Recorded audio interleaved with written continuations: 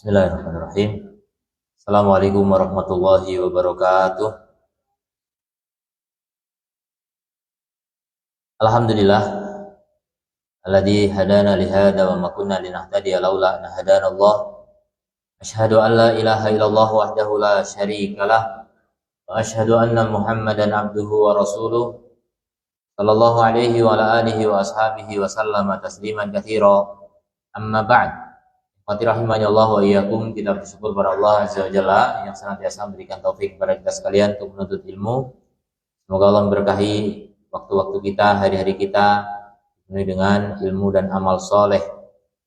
Kita lanjutkan kembali pembahasan di kitab Mukhtasar Mawsu'atil Akhlaq karya beberapa ulama rahimahullah. Sekarang membahas tentang al-qaswah wal ghildah wal fadhadah. Ini kalau bahasa kita kasar dan keras hati, kasar tutur kata dan keras hati. Kasar dan keras, makna masing-masing dari tiga kata ini biar lebih jelas. Secara bahasa al-qaswah secara bahasa solabah, keras dalam segala sesuatu, di antaranya hati. Qasa qalbuhu, hatinya keras. Walid, gildah juga keras. Kalau gildah, walid itu sebenarnya tebal gitu. Tebal, lawannya tipis, lembut. Jadi keras, tebal. Secara istilah, al-qaswah hilangnya kelembutan, kasih sayang dan kekhusyuan dari hati. Jadi qaswatul qalbi, keras hati artinya hilangnya kelembutan, kasih sayang, dan kekhusyuan hati. Hilang khusyuk, enggak khusyuk itu keras. Kalau membaca ayat enggak bisa nangis, keras. Mendengar nasihat enggak tersentuh, keras. Melihat orang yang menderita tidak terharu, tidak empati, ini keras, tidak ada kasih sayang. Kemudian ghildah, adapun ghildah lawan dari riqqah. Riqqah itu tipis, lembut.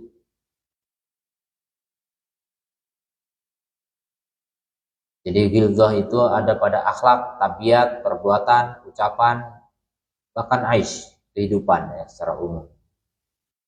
Secara istilah, ghildah artinya qasawatul qalb, sama ya. Qasawatul qalb, kerasnya hati. Kemudian qilatul isfaqi, sedikitnya kasih sayang. Sama juga tadi rahmah. Wa adamu infi'alihi lil khair, tidak bereaksi kepada kebaikan. Tidak tidak reaktif terhadap kebaikan. Tidak ingin melakukan kebaikan, ghildah. Adapun fadhadah secara bahasa ghildah juga sama ya. Rajulun fadhun, yaitu fihi ghilazun, ada kekerasan dalam ucapan, wa tajahhum, kasar. Ya, jadi fadhadah artinya khusyunatul kalam, kasarnya kata-kata, kasarnya ucapan. Jadi gitu, fadhadah ini identik dengan kasar dalam ucapan. Kalau qaswah sama ghildah itu di hati. Dan identik, kalau hatinya keras ya kata-katanya kasar. Kurang kasih sayang, kurang mencerminkan kasih sayang. Jadi secara istilah fadhadah adalah walidul janib, karakter yang keras, sayyul khuluq, buruknya akhlak, qashin al-kalim, kata-kata yang kasar. Jadi tiga kata ini serupa lah. Intinya menunjukkan makna buruknya akhlak, keras hati, dan kasar ucapan.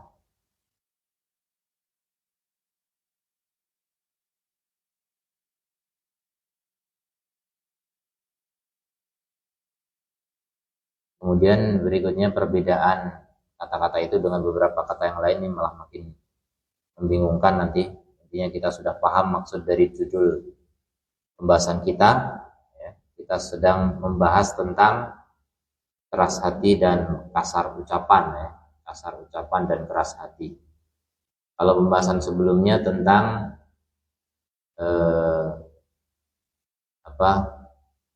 kata-kata yang tidak tahu malu atau yang keji.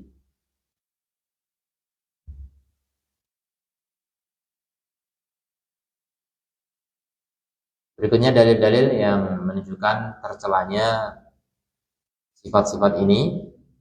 Pertama surat Al-Baqarah ayat 74. Allah berfirman, "Tsumma qasat qulubukum min ba'di dzalik."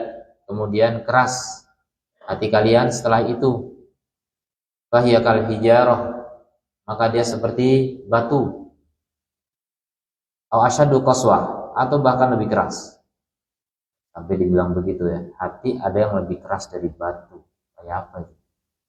Apakah ini keras secara zahir, memang betul-betul keras, dibenturkan ke batu, pecah batunya, atau hanya kata kiasan, hanya maknawi? Yang jelas Allah berfirman begitu ya, lebih keras daripada batu, saking keras kepalanya. Nah, kita mungkin mengistilahkan keras hati dengan keras kepala, mirip. Keras kepala dan keras hati. Keras kepala bagian dari keras hati. Jadi kalau hatinya keras, akhirnya keras kepala. Ada yang bilang kepala batu. Ini lebih keras dari batu. Wa inna minal hijarati, kenapa lebih keras dari batu? Ini buktinya ya. Betul-betul lebih keras dari batu. Wa inna minal hijarati lama yatafajjaru minhul anhar. Ada di antara batu yang memancar darinya sungai. Memancarkan air ini menunjukkan kelembutan. Bisa terbelah, keluar darinya apa? Mata air. Kemudian wa inna minha lama yashaqqaqu fayakhruju minhul ma'. Nah, ini yang mata air. Di antara batu ada yang terbelah kemudian keluar darinya air. Ini kelembutan. Wa inna minha, di antara batu juga lama yahbitu min khasyatillah, ada yang jatuh karena takut kepada Allah. Ada yang gliding dari atas takut kepada Allah, atau jatuh takut kepada Allah. Batu disifati begitu. Sementara hati keras, ya, tidak mengalirkan air, tidak memancarkan sungai, tidak jatuh, ya. Seperti tidak ada takutnya kepada Allah Subhanahu wa ta'ala. Itulah hati yang keras. Kenapa hati keras? Karena tidak takut kepada Allah. Kenapa tidak takut kepada Allah? Karena tidak kenal Allah Subhanahu wa ta'ala. Jadi kalau hati tidak kenal Allah, itu akan menjadi hati yang keras. Wa mallahu bighafilin amma ta'malun, dan Allah tidak lalai dari apa yang kalian lakukan. Silakan berbuat sesuka kalian, Allah tetap mengawasi kalian. Allah tidak lalai dari apa yang kalian lakukan, bahkan apa yang terjadi di dalam hati kalian. Sidi rahimahullah ta'ala berkata, "Tsumma qasat," kemudian menjadi keras, ai istaddat wa ghaluzat. Kalau bahasa kita ya keras semua artinya. Kemudian menjadi keras, falam tu'athir fiha al-mau'izah, sehingga tidak berpengaruh padanya nasihat. Nah itu. Jadi orang itu dikatakan hatinya keras, kemudian keras kepala lagi, itu artinya tidak bisa menerima nasihat, tidak terpengaruh oleh nasihat. Dinasihati dengan lembut, dengan baik-baik, nggak masuk. Apalagi dinasihati dengan kasar, apalagi dengan keras juga nasihatnya, apalagi dibentak, dimarah-marah, lebih nggak masuk lagi. Dengan lembut aja nggak masuk. Biasanya kan lembut gampang masuk, seperti ayakan atau ayakan saringan. Itu kalau yang lembut-lembut bisa masuk, kalau yang kasar nggak masuk. Ini nasihat udah lembut, nggak masuk juga. Nah itulah hati yang sangat keras. Jadi tanda atau ciri hati keras itu tidak menerima nasihat, tidak tersentuh oleh ayat, tidak tersentuh oleh hadis, apalagi cuma kata-kata manusia. kata Allah dan kata Rasul saja tidak berpengaruh, apalagi cuma kata manusia. Kemudian dalil yang kedua, surat Ali Imran ayat 159. Fabima rahmatin minallahi lintalahum, maka dengan sebab rahmat dari Allah kamu wahai Muhammad bersikap lembut kepada mereka. Jadi Nabi Muhammad lembut pada manusia itu karena apa? Kasih sayang dari Allah. Allah yang berikan kelembutan itu. Bagian dari kasih sayang Allah, kelembutan Allah Subhanahu wa taala. Kemudian kata Allah, walau kunta faddan ghalidhal qalbi, kalau kamu kasar dan keras hati. Faddan, fadhadah itu fil kalam. Kasar dalam ucapan. Ghalidhal qalbi, tebal hati, keras hati. Lan faddu min haulika, niscaya mereka akan pergi dari sekitarmu. Gitu Nabi. Nabi itu lembut. Karena apa? Allah yang berikan kelembutan itu. Seandainya Nabi nggak lembut, orang-orang pergi semua dari sekitar Nabi Shallallahu Alaihi Wasallam. Ini pelajarannya buat kita semua. Kalau kita hidup dijauhi oleh banyak orang, koreksi diri. Jangan-jangan aku terlalu keras, aku terlalu kasar kata-kataku, sikapku keras, nggak peduli pada orang, nggak sayang kepada orang, nggak sopan, nggak lembut dan seterusnya. Ini dikoreksi ya, karena memang begitu. Orang itu nggak suka dengan orang yang keras, orang yang kasar. Manusia semua nggak suka, hewan pun nggak suka.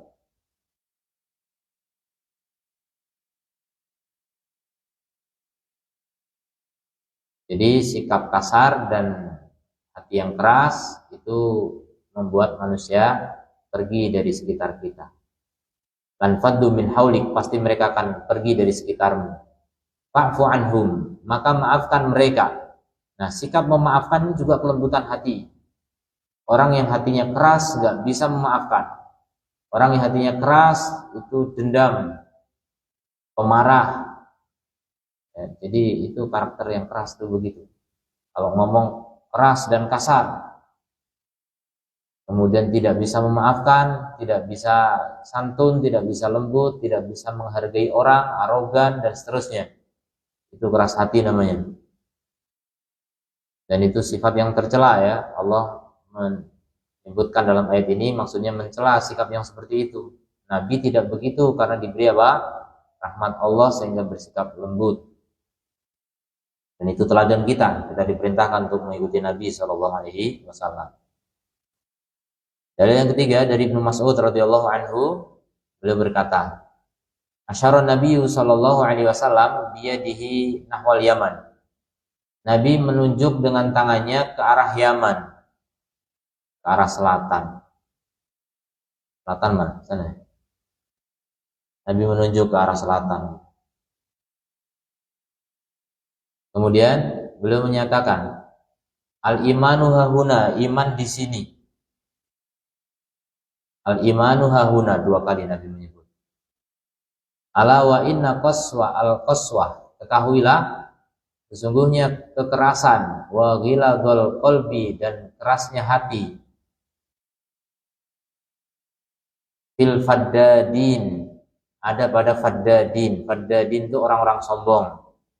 Atau makna lain dari faddadin, orang yang memiliki onta ratusan sampai 1000. Faddadin. Dan biasanya faddad itu orang yang punya onta itu biasanya sombong. Selain mungkin karena onta itu mahal dibanding kambing, dibanding sapi, karakter juga. Jadi orang itu bisa ketularan karakter hewan. Ketika dia memelihara hewan yang sombong, orang itu bisa ikut sombong juga. Kalau kambing itu tawadu, rendah hati. Makanya tidak ada seorang nabi pun kecuali pernah menggembala kambing. Itu latihan apa? Tawadu. Latihan memimpin juga. Itu yadlu qarna syaitan, di mana terbit dua tanduk setan itu di arah timur itu.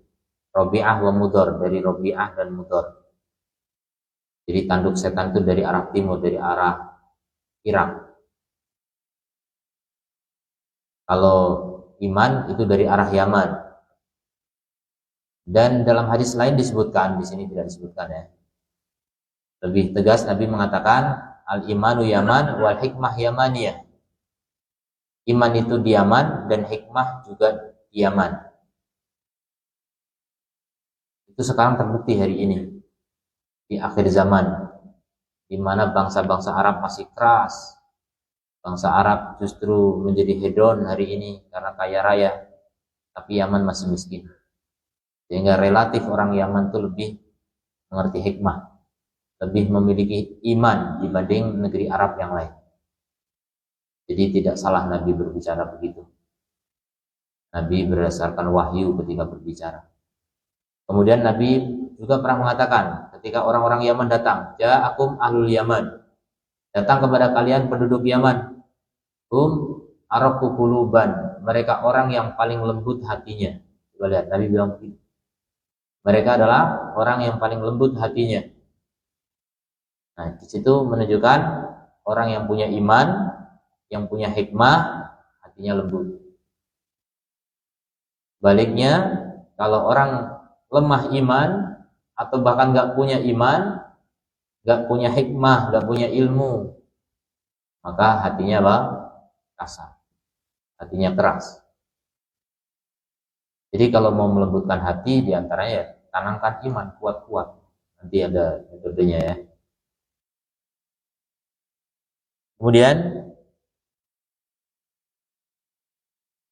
dalil yang keempat dari Harithah ibni Wahab radhiyallahu anhu, annahu sami'a an-nabiyya sallallahu alaihi wasallam yaqul. Beliau mendengar Nabi bersabda, ala adullukum ala ahlil jannah, maukah aku tunjukkan kalian kepada penduduk surga? Siapa penduduk surga?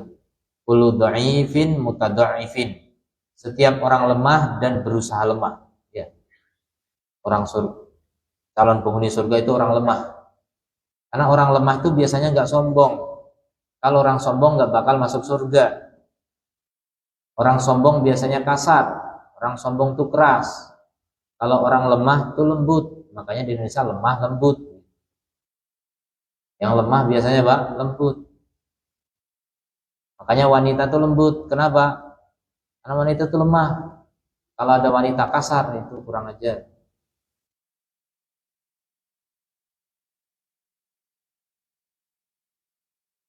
Jadi penghuni surga cirinya apa? Lemah. Lemah ini menunjukkan apa namanya?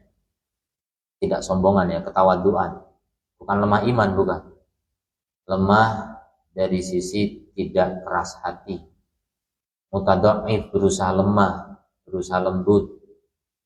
Lau aqsama 'alallahi al-abarrahu, tapi kalau bersumpah atas nama Allah, Allah kabulkan gitu. Artinya dekat dengan Allah. Dia lemah, dilemahkan orang, diremehkan orang karena lemahnya, sehingga rendah hati, tidak sombong, makin merendah, berusaha rendah. Tapi kalau bersumpah atas Allah, Allah kabulkan, menunjukkan dekat dengan Allah, wali Allah. Di mata manusia diremehkan, direndahkan karena dia rendah hati, makin diremehkan lagi. Tapi di sisi Allah sangat mulia. Itu calon penghuni surga. Jadi penghuni surga itu begitu cirinya. Di antara ciri penghuni surga. Tidak semua penghuni surga begitu, enggak. Tapi di antara cirinya begitu. Waqala, dan beliau juga bersabda, ahlun nari kullu jawadin utullin mustakbirin. Adapun penduduk neraka setiap jawad. Jawad ini artinya sombong. Utullin, utul itu dijelaskan Syekh Utsaimin di bawahnya, syadid walid, kasar dan keras. Alladzi la yalinu lil haq, yang tidak lembut menerima al-haq, wala lil khalq, dan tidak lembut juga kepada makhluk. Jadi tidak lembut kepada al-haq. Al-haq itu Allah ya. Al-haq itu Allah, dan apa yang dari Allah itu al-haq semua. Jadi tidak menerima al-haq berarti tidak menerima nasihat. Ini kesombongan kepada Allah. Walalil khalq, dan tidak lembut kepada makhluk. Ini kesombongan kepada makhluk. Jadi ini kembali kepada mana sombong semua. Utul itu keras dan kasar karena kesombongan, tidak menerima al-haq, tidak menghargai makhluk. Jadi ini tiga kata sama ya, jawadun, utulin, mustakbirin, mirip. Jawad itu sombong, arogan. Utulin juga tidak lembut. Kemudian mustakbir, ini juga angkuh, congkak. Itu calon-calon penghuni neraka. Adapun penghuni surga apa? Lembut, lemah, tawadu, ya, rendah hati, bahkan berusaha rendah, dhaif, diremehkan orang nggak masalah, yang penting dia mulia di sisi Allah Subhanahu wa Ta'ala. Begitu ciri-ciri penghuni surga. Kemudian di antara perkataan salaf tentang al-qaswah, Malik bin Dinar rahimahullah berkata, arba'un min ilmi syaqawah. 4 perkara di antara ilmu kesengsaraan. Maksudnya kalau orang tahu inilah sumber kesengsaraan, perlu tahu itu ilmunya ini. 4 hal merupakan sumber kesengsaraan. Pertama, qaswatul qalbi, keras hati. Yang kedua, jumudul ain, bekunya mata. Maksudnya fanatik. Jumud, cara pandangnya itu pendek, tidak panjang berpikir ya, kaku. Jadi keras hati, beku mata, fanatik, kurang terbuka cakrawala ya, wawasannya, tidak belajar, tidak banyak berpikir, jumudul ain, tidak banyak berpikir. Kemudian tulul amal, yang ketiga panjang angan-angan, jadi menunda-nunda kebaikan, panjang angan-angan, nantilah saya mau tobat nanti, saya mau berbuat baik nanti, saya mau meninggalkan maksiat nanti, jadi serba nanti. Tulul amal, panjang angan-angan, seakan-akan hidup masih lama, tiba-tiba mati. Yang keempat, al-hirsu ala dunia, ambisi terhadap dunia, bahkan terobsesi terhadap dunia, orientasi terhadap dunia, hidupnya untuk dunia. Ini 4 hal sumber apa? Kesengsaraan. Keras hati, tumpul pikiran, panjang angan-angan, cinta dunia, ambisi dunia, obsesi dunia. Itu 4 hal yang berbahaya ya.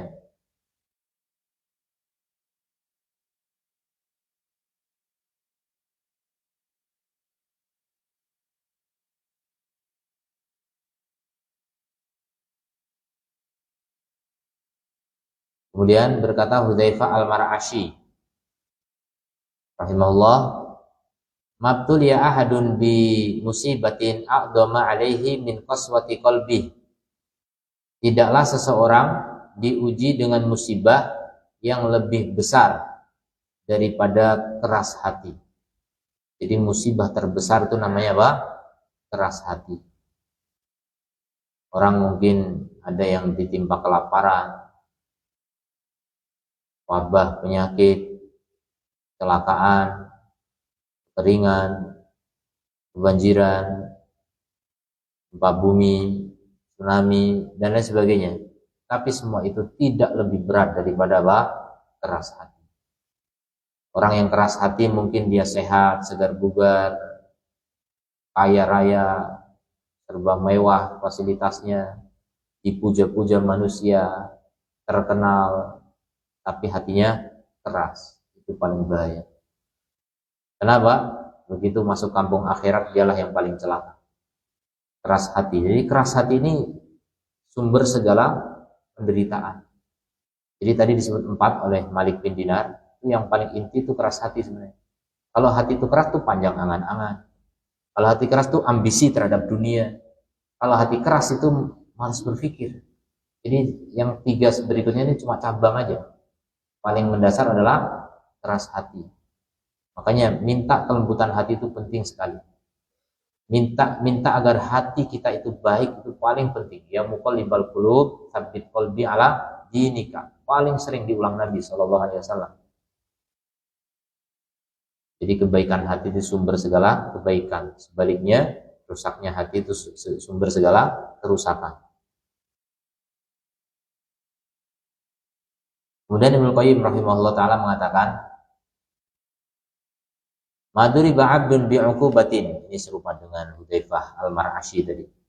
Tidaklah seorang dihukum dengan suatu hukuman a'dzama min qaswatil qalbi, yang lebih agung daripada kerasnya hati. Sama kan? Tapi ditambahi sama beliau, wal bu'di 'anillahi, dan jauh dari Allah. Nah itu konsekuensinya. Kalau keras hati pasti jauh dari Allah. Wa khuliqatin naru, dan neraka itu dibuat biidzabatil qulubil qasiyah, untuk melelehkan hati yang keras. Jadi orang yang paling keras itu yang paling lama dilelehkan di neraka.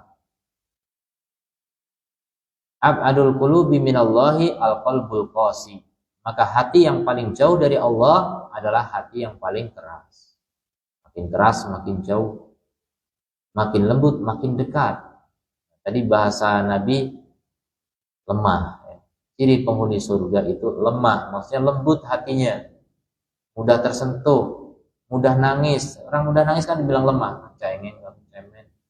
Padahal nangisi dosa. Kalau nangis takut perang itu beda. Nangisi dosa, nangis karena takut kepada Allah, ini tanda kelembutan hati. Kalau orang hatinya lembut, mudah menangis, sedikit tertawa. Orang yang suka pesta pora, yang suka hura-hura, itu banyak tertawa pasti. Dan sulit menangis, keras hati. Kemudian ada juga keras atau kasar, tutur kata atau keras. Keras hati ya, dalam sebagian kondisi itu dibolehkan. Tapi nggak sampai keras hati ini. Keras sikap. Keras dalam sikap dan tutur kata itu pada kondisi tertentu dibolehkan, tapi hati tetap lembut ya. Kalau keras hati itu bahaya. Jadi sikap keras, sikap di dohir boleh pada beberapa keadaan. Yang pertama, jihad dalam perang. Perang itu jangan lemah lembut ya. Perang itu harus keras. Perang itu harus tegas, harus memiliki keangkuhan, kesombongan. Ini termasuk sombong. Sombong itu boleh dalam perang. Ada ungkapan ulama apa?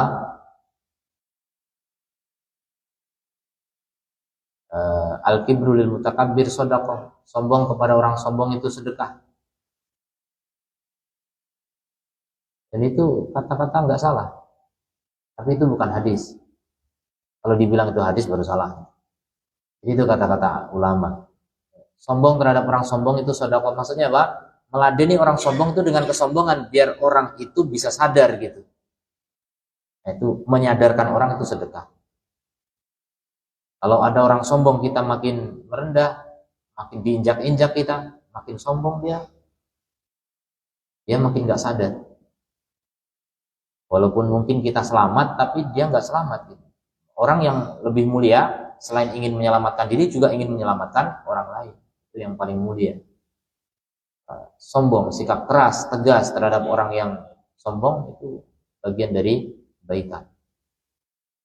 Dalam jihadnya harus keras, harus sesumbar, harus angkuh gitu.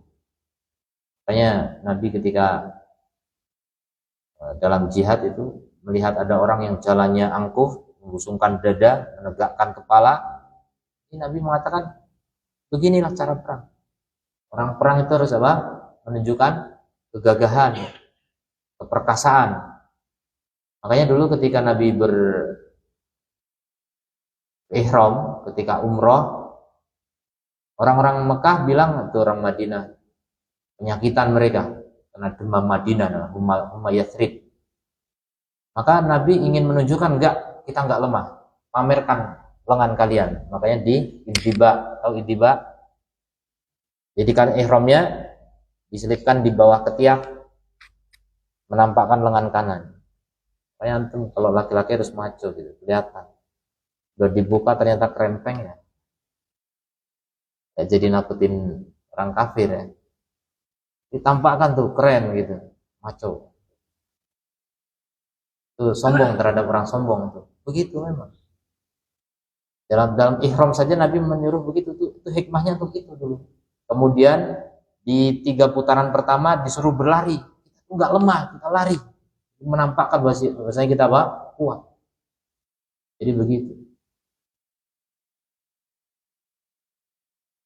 Kemudian yang kedua, mujadalatul zalim, berjidal dengan orang zalim, al-mu'tadi yang melampaui batas, melanggar hak dari ahli kitab. Enggak cuma ahli kitab ini enggak. Ini bukan pembatasan, ini contoh saja ya. Pada siapapun, ahli kitab kayak ahli syirik. Ahli kitab kan khusus Yahudi Nasoro. Ini orang musyrik, orang apapun. Termasuk orang munafik. Ahli bid'ah nih, orang munafik. Kalau kita bisa berdebat dengan tegas, jangan lembek.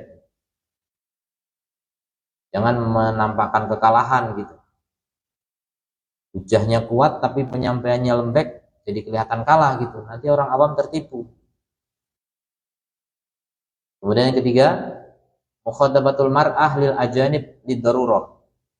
Wanita berbicara dengan laki-laki asing yang bukan mahram, bukan suami, ini juga harus keras. Ini darurat, maksudnya untuk mengantisipasi apa? Biar orang yang hatinya ada penyakit tidak terpengaruh oleh kemerduan suara wanita. Wah, suaranya tegas. Dan saya pernah kaget itu.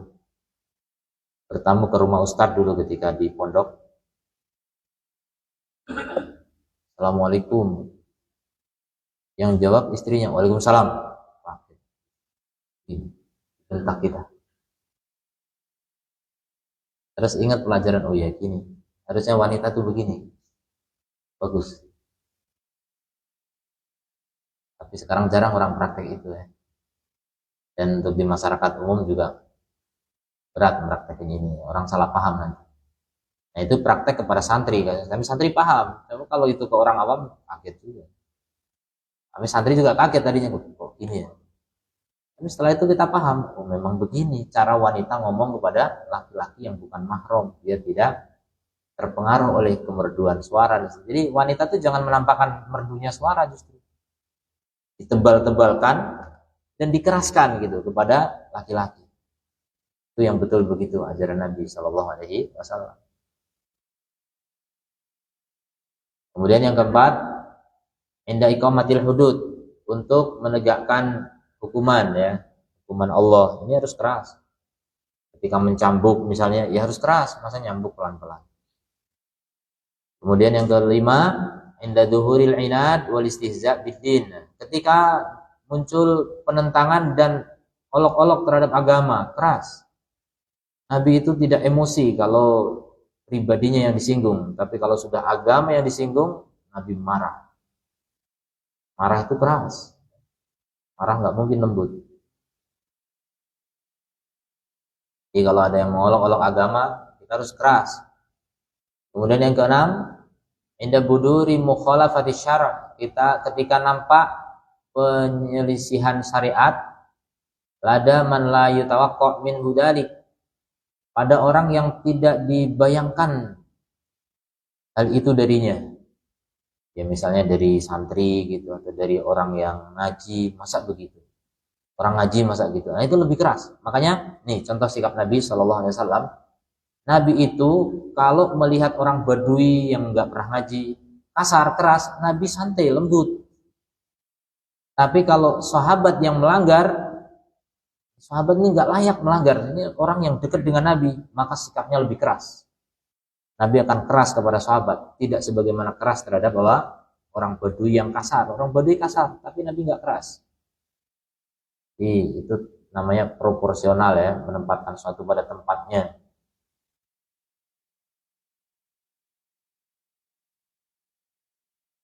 Kemudian tanda-tanda keras hati. Yang pertama, ada muta'atsur bil Qur'anil Karim, tidak terpengaruh oleh Al-Qur'an. Itu tanda keras hati. Di Indonesia banyak sekali yang begitu. Tapi di Indonesia begitu karena apa? Karena nggak paham. Kalau nggak paham ya nggak terpengaruh. Gimana bisa terpengaruh? Ada juga orang terpengaruh oleh merdunya qori, bisa nangis, bisa memang. Tapi kalau tahu maknanya, itu yang dimaksud dengan terpengaruh di Quran ya. Jadi Quran itu memberi pengaruh dari segi maknanya, bukan kemerduan qori'nya, bukan. Tapi makna. Walaupun ternyata qori pun bisa berpengaruh juga. Orang yang nggak paham Quran bisa terpengaruh oleh Quran. Dan ini survei ya, dilakukan di negara-negara kafir. Coba dengerin ini. Orang kafir selalu dengerin murotal, tiba-tiba nangis. Nggak paham. Nggak paham sama sekali. Bisa nangis, bisa tersentuh. Ini menunjukkan keajaiban Al-Quran. Nggak paham saja bisa tersentuh, apalagi paham. Orang yang nggak tersentuh oleh Quran, padahal ngaku Muslim, ini keras hatinya.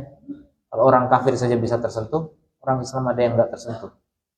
Dengerin Quran biasa aja. Makanya ketika Quran dibaca itu beda dengan ketika tulisan apapun dibaca ya. Kalau tulisan apapun dibaca, antum nggak dengar, mungkin nggak sopan ya. Tapi kalau Quran yang dibaca lebih nggak sopan lagi.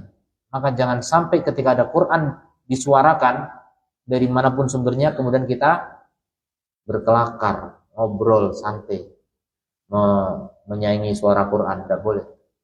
Makanya ini juga teguran buat siapapun yang nyetel murotal. Sekiranya orang-orang itu sedang lalai, jangan di-setelin. Nanti nggak didengerin Quran. Pelecehan terhadap Quran. Quran ini sakral ya. Quran ini agung, khairul kalam, sebaik-baik ucapan. Kalau nggak dihiraukan, yang salah yang nyetel ya, yang salah yang masang murotal. Jangan di-setel ketika apa? Orang sedang lalai. Dan kalau nyetel di masjid juga tidak ada dasarnya dari Nabi Shallallahu Alaihi Wasallam. Tidak ada dasar. Nabi tidak pernah menganjurkan untuk membaca Quran keras-keras, diperdengarkan orang di pasar, nggak ada. Yang diperdengarkan orang ke pasar itu adzan. Iqomah pun tidak, adzan. Iqomah untuk orang di dalam masjid. Kalau adzan untuk orang di luar masjid. Jadi bukan murotal.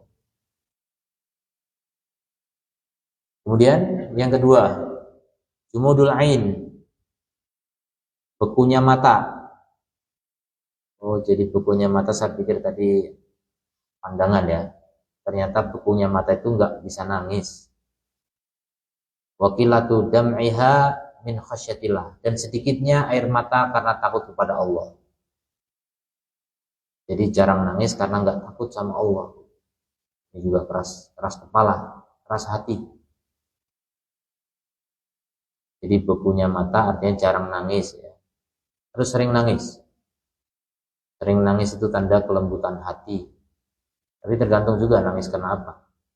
Kalau sering nangis karena nggak jadi jabat, itu lain, itu keras juga. Sering nangis maksudnya nangisin dosa, nangis karena takut pada Allah, nangis karena rindu pada Allah. Jadi nangis itu macam-macam ya. Tidak semua nangis itu bagus. Kemudian yang ketiga, ada mulai i'tibar bil maut, tidak mengambil pelajaran dengan kematian. Malas ingat mati. Lihat orang mati pun tidak ambil pelajaran, seakan-akan itu orang lain, saya nggak bakal mati, seakan-akan nggak bakal mati. Padahal kita nunggu antri semua. Wadhahik endal kubur, tertawa di kuburan. Ini juga tanda keras hati ya. Di kuburan bisa ketawa-ketawa. Ada yang main judi di kuburan. Bahkan sekarang judi bisa di HP online. Ada yang main judi di Masjidil Haram. Udah gitu dibanggakan, jadi konten. Itu keras kepala, itu keras hati. Kemudian yang keempat, kiber, sombong, dan tidak menerima kebenaran.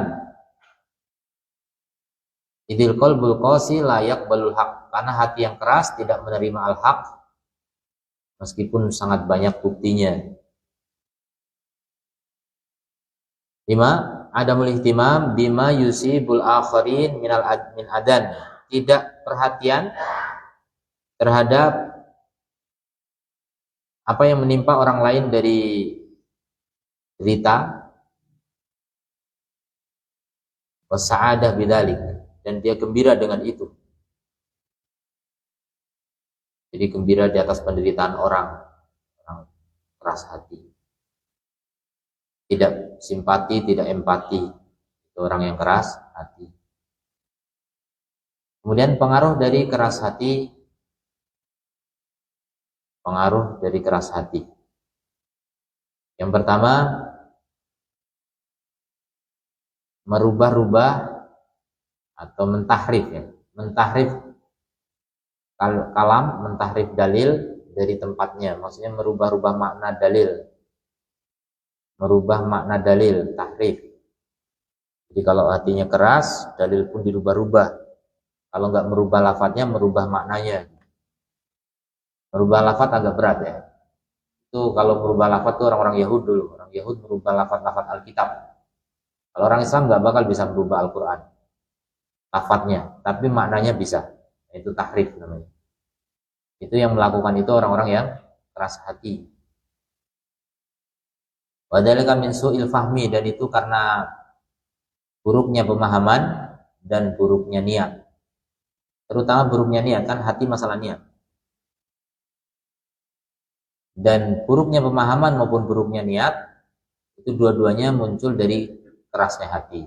Jadi keras hati pun bikin bodoh ya. Karena apa? Orang keras hati nggak mau menerima kebenaran ya kan, selamanya bodoh. Nggak mau menerima ilmu.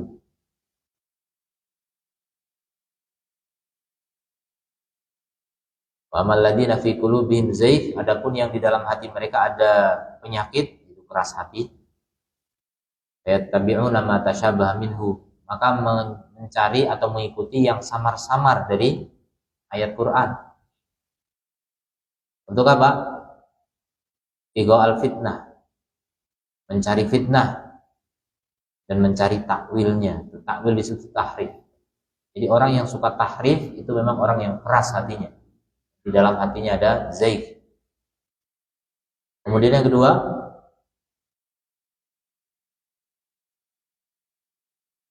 meninggalkan perintah dan melupakannya. Meninggalkan perintah dan melupakannya. Jadi melupakan apa yang diingatkan dan meninggalkan apa yang diperintahkan. Baik ilmu maupun amal. Disuruh belajar nggak mau belajar, itu orang keras hati. Disuruh beramal nggak beramal, itu keras hati. Terutama belajar ya. Banyak orang yang beramal tapi tanpa ilmu. Itu orang yang bandel, keras hati. Bilang itu nggak benar, kamu harus belajar. Nggak mau belajar. Kemudian yang ketiga, hilangnya nikmat dan turunnya musibah dan petaka. Jadi kalau orang keras hatinya, nikmat akan hilang darinya.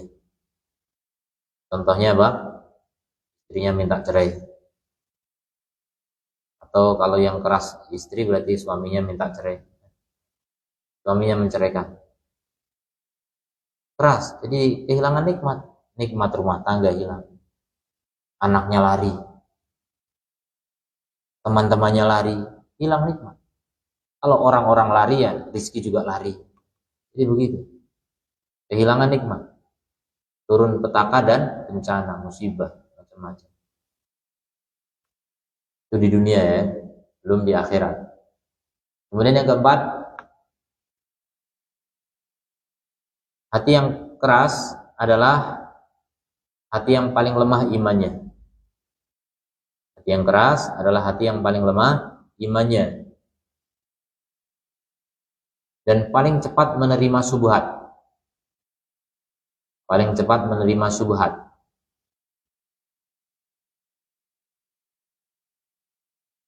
Dan paling cepat terjerumus ke dalam kesesatan.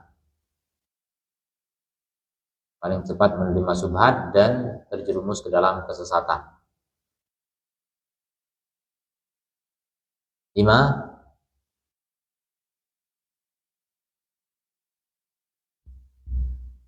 Berhak mendapatkan laknat Allah dan murkanya. Berhak mendapatkan laknat Allah dan murkanya. 6. Lemah dari ketaatan, futur. Futur sudah kita bahas. Futur itu kelesuan iman. Lemah. Lemah dari ketaatan. Dan terjerumus ke dalam keharuman. Terjerumus ke dalam keharuman. Meninggalkan amar ma'ruf nahi mungkar. Itu juga keras hati. Dia soleh untuk sendiri. Ada yang lain melakukan kemungkaran dibiarkan. Bahkan keluarganya kemungkar dibiarkan. Keras kepala, keras hati. Jadi meninggalkan amar ma'ruf nahi mungkar. Kemudian yang ketujuh, wahsyah, kehampaan, kesepian. Kehampaan dan kesepian hidup. Dan rasa takut yang terus-menerus. Dan selalu cemberut. Gabung jadi satu ini padahal beda semua. Kemudian yang ke-8, tersebarnya kebencian di antara manusia. Berlarinya hati yang satu dari yang lainnya. Tanakur, bainal qulub. Jadi hati saling menjauh, manusia saling menjauh, sebar kebencian. Jadi nggak enak hidup seperti itu ya. Banyak musuh, banyak permusuhan, banyak dendam, itu keras. Kalau orang lembut tuh gampang memaafkan, gampang berdamai, gampang bersatu, akrab. Dan itu ciri-ciri penghuni surga ya. Ciri-ciri penghuni surga itu akrab, gampang berdamai dengan orang, nggak pendendam.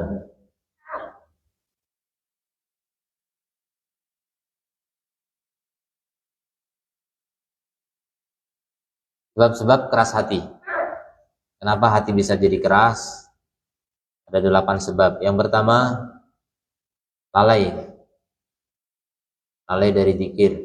Ya, lalai itu lawannya zikir memang. Lalai dari zikir pada Allah. Kemudian lalai dari tadabbur Quran. Lalai dari memikirkan ayat-ayat kauniyah. Lalai semua itu. Lalai dari zikir, lalai dari tadabbur Quran, lalai dari tafakkur alam, memikirkan ayat kauniyah. Jadi memikirkan ayat kauniyah itu apa? Tafakkur alam. Memikirkan alam. Alam ini nggak cuma alam yang luas di sana ya. Di sekitar kita ini alam semua. Bahkan diri kita juga. Nggak kita pikirkan. Fenomena-fenomena kejadian dan seterusnya nggak dijadikan pelajaran. Jadi lalai dari itu maka keraslah hati. Kemudian yang kedua, banyak maksiat, banyak durhaka pada orang tua, keras hati.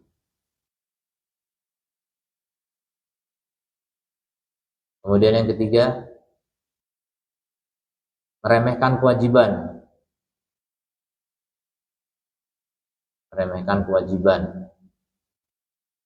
Intihakul muharramat sama dengan maksiat tadi, melakukan yang haram. Kemudian yang keempat, sibuk dengan dunia. Nah itu.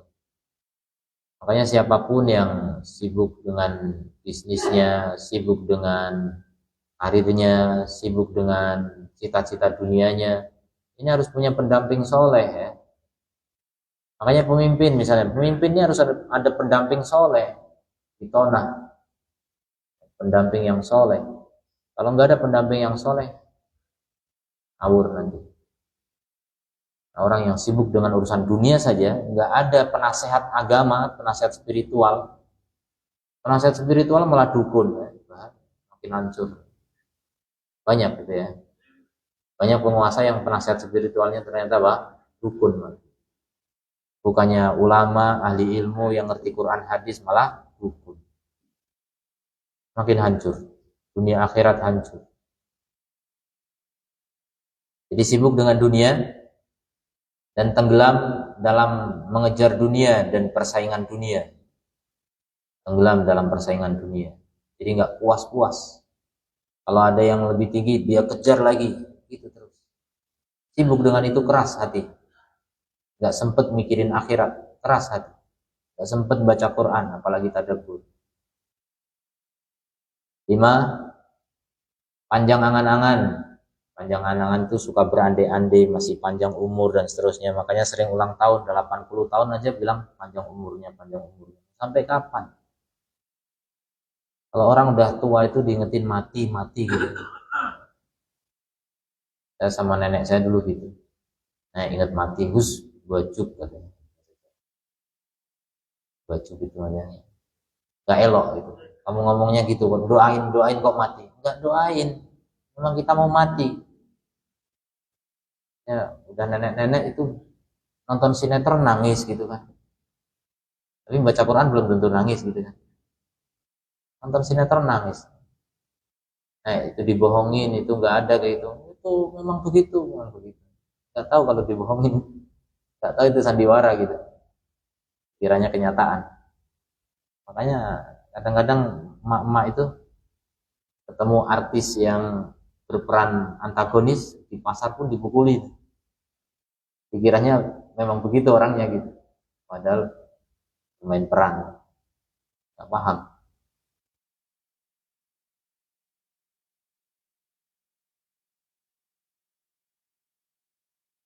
Jadi kalau udah tua ya, terutama yang udah tua, kan mati muda pun banyak.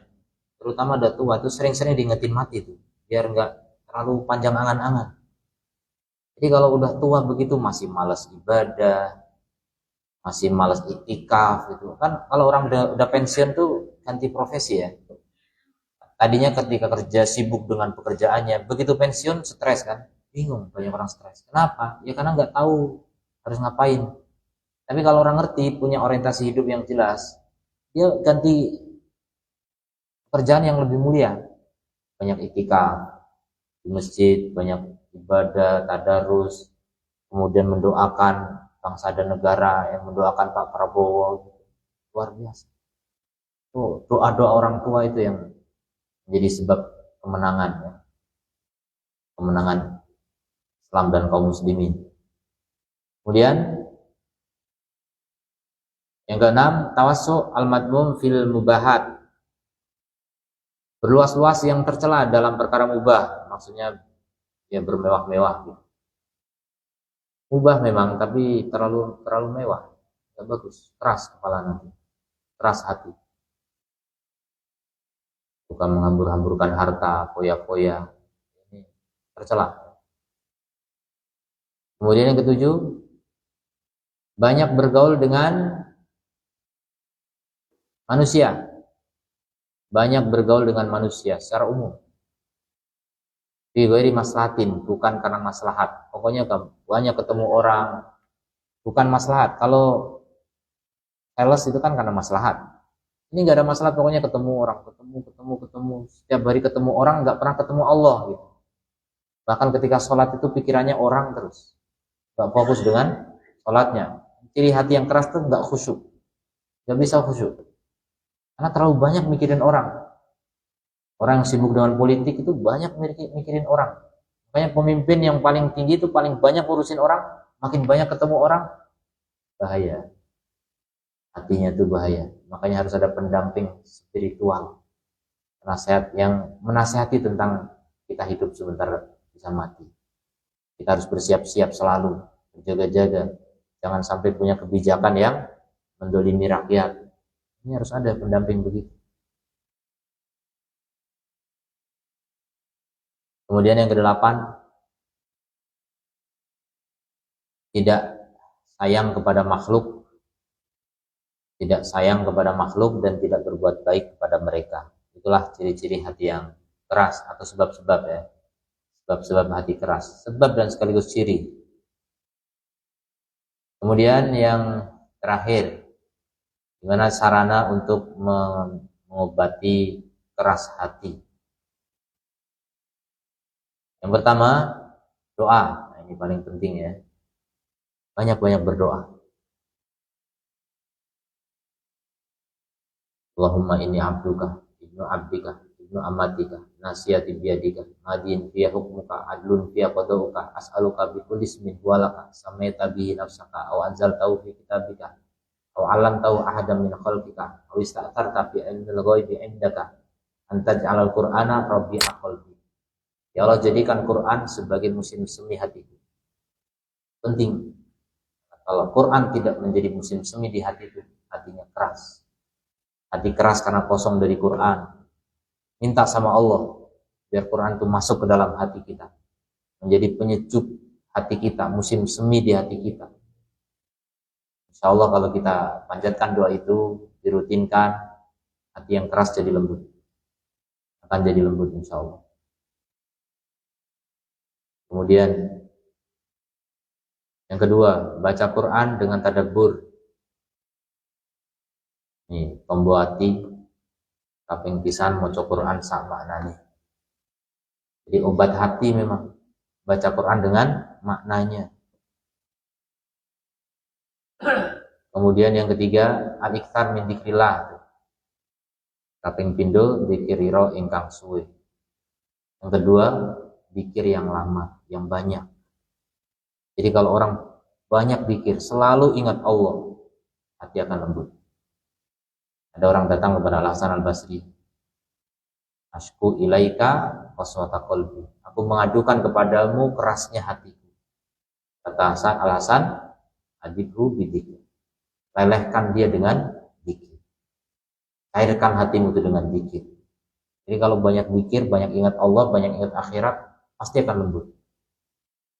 Kalau enggak lembut juga berarti belum ingat itu, belum dzikir betul. Kurang banyak dzikirnya. Perbanyak lagi. Yang keempat, al-iktsar minal istighfar wa taubah, memperbanyak istighfar dan taubat. Nabi saja istighfar lebih dari 70 kali sehari. Makanya lembut hati Nabi. Maka orang yang keras itu karena jarang istighfar, jarang taubat pada Allah, sering taubat. Nah, yang membuat keras hati itu apa? Dosa-dosa. Jadi hitam hati dan keras. Kayak Hajar Aswad. Hajar Aswad itu dulunya Hajar Abyad, batu putih dulunya, dicium manusia sampai jadi hitam karena dosa-dosa manusia nempel di situ. Ada yang mengatakan begitu.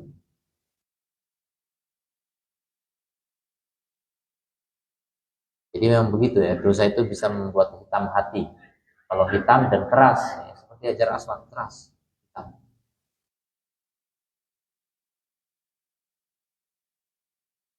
Maka dilembutkan dengan istighfar dan taubat, sering-sering taubat. Kemudian yang kelima, ingat mati dan ziarah kubur. Dan ziarah kubur fungsinya apa? Ingat mati. Tujuan utama ziarah kubur dalam Islam itu ingat mati, bukan ngalap berkah. Ingat. Tujuan utama ziarah kubur adalah ingat mati, bukan minta kepada mayit. Itu musyrik.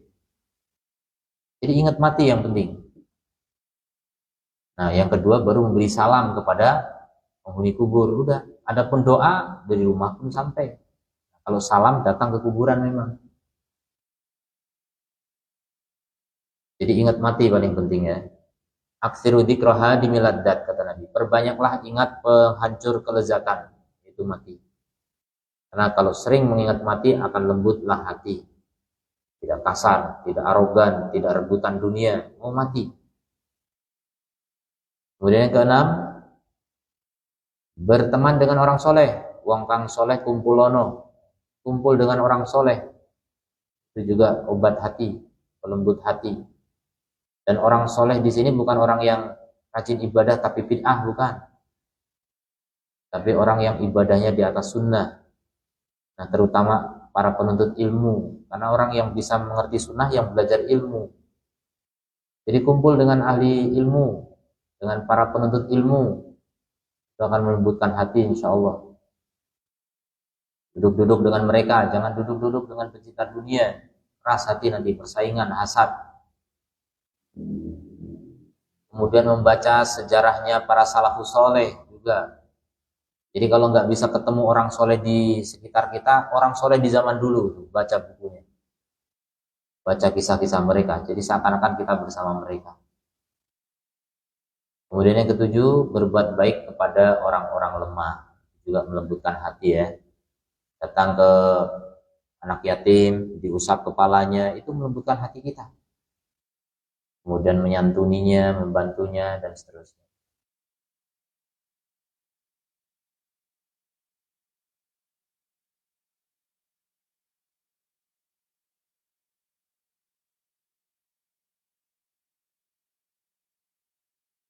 Beberapa sedikit lagi ya, dua kisah orang dulu tentang kerasnya hati. Karena Rabi ibnu Husaim idza wajada fi qalbi qaswa, Rabi ibnu Husaim kalau mendapati di hatinya keras, dia datang ke rumahnya teman beliau, mata yang sudah mati. Dia datang ke rumah temannya yang sudah mati tadi malam. Mana ada, dia panggil, ya fulan ibnu fulan, wahai fulan ibnu fulan, wahai fulan ibnu fulan. Sumayakul, kemudian dia berkata, laita syi'ri, oh seandainya, ma fa'altu, apa yang aku lakukan, wa ma fu'ila bika, dan apa yang telah dilakukan terhadapmu. Ma fa'alta, bukan aku. Apa yang kau lakukan, apa yang telah dilakukan terhadapmu. Sumayabki, kemudian beliau nangis, hatta tasila dumu'uhu, sampai meleleh air matanya, fayuk rafudaka fihi ila mithliha. Maka diketahui hal itu padanya kepada yang semisalnya.